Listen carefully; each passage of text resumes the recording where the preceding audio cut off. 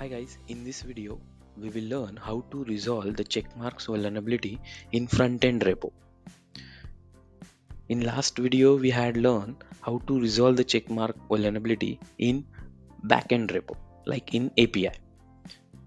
So uh, we just take a one front-end repo and just select your master branch. Based on that you can check the total vulnerabilities. So here we have a total 28 vulnerabilities. One is a critical, 6 is a high, medium is a 8, and rest is a low and info just. So we have a multiple scan we already discussed in last video. So now we need to prioritize the critical first, then high, and then medium. So this is the overall overview, and we need to just go scan. For example, now this is a 28, and now we need to go the scan what is the last, and if you click over there, so this is my last scan, and here if you see, one is a critical, 6 is a high, medium is 8. So just click over the critical one. So this one is display in which scanner it's showing the critical one.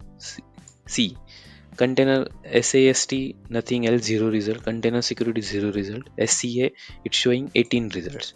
Inside SCA scan we have a one critical, one 6 high, and 6 medium.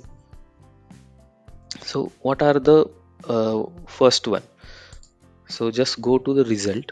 We need to check what is the critical one, right?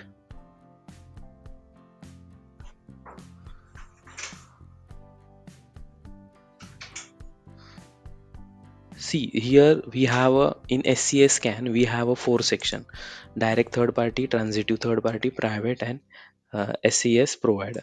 In direct third party we have a one critical and one is a medium. So just check webpack. If you over here, then it's showing like your current version you are using 5.7.2, and now you need to install 5.10.2.1. Means you need to just upgrade your version, nothing else. Webpack version, currently your application using 5.72, and now you need to upgrade the 5.102. So how we resolve this? Then just go to your repo, go to the Visual Studio Code. Okay, just open your Copilot. This is my webpack.